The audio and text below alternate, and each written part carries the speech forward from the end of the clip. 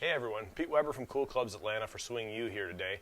Doing another little video here. Wanted to talk a little bit about something that's not necessarily a fitting issue, but it is something that I've kind of had a passion for and have done a bunch of research on. But it starts cutting into kind of advanced wedge play and some things to kind of consider when you start to get to that level where you want to actually start thinking about what the ball is doing when it's hitting the ground. So I hit a couple wedge shots here just a little while ago, targeting 90 yards of carry. Now I've got two shots here that I'm going to show you, just to run through the numbers, how similar everything was as far as trying to minimize how much changed. Both had club head speeds that were within half a mile an hour of each other. Ball speeds within half a mile an hour of each other. So smash factor is very similar, 1/100th difference. Launch angle within 0.6 of a degree. Spin rate within 200 RPMs. Carry, less than about a half yard difference in carry. Landing angles less than 1 degree difference. So very similar flight and speeds and spin rates. But there's two different styles of shots here. I'll be putting the screen captures up so that you can see them, but I'm going to talk about the first shot here. 67 miles an hour of club head speed, ball speed of 76, so smash factor of 1.3. Landed at 89.8 yards with a negative 4.7 degree spin axis. So what that ball is going to do is hit and hopefully turn a little bit left when it touches the ground. The next shot I hit, 66.8 miles an hour club head speed, 76.4 miles an hour ball speed, so smash factor 1.14. Launch angle 26, spin rate of 9,000. Positive 2.0 spin axis, carry of 90.4. So when that ball hit the ground, it turned right.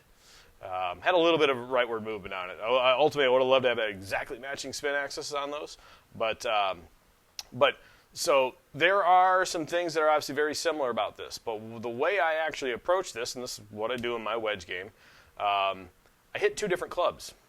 On the cut shot with the positive spin axis, I actually used my 50-degree gap wedge from 90 yards to achieve those identical smash, launch, spin rate, carry numbers with the draw-based shot at the same club head speed.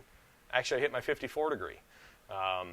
So those are different approaches. So we know that, hey, all things remain the same. A draw goes further than a fade. So how do we end up making those equal? Well, a couple different ways to kind of manipulate. Ultimately, you're trying to manipulate smash factor in this type of situation. If we try to stabilize those things, weaker loft, all things remain the same, is going to create less smash factor. So by equating those things out and starting to play with the balances of your face to path, your dynamic loft, what loft you're actually starting to use, you can start to hit similar carry, launch, spin numbers with your wedge play.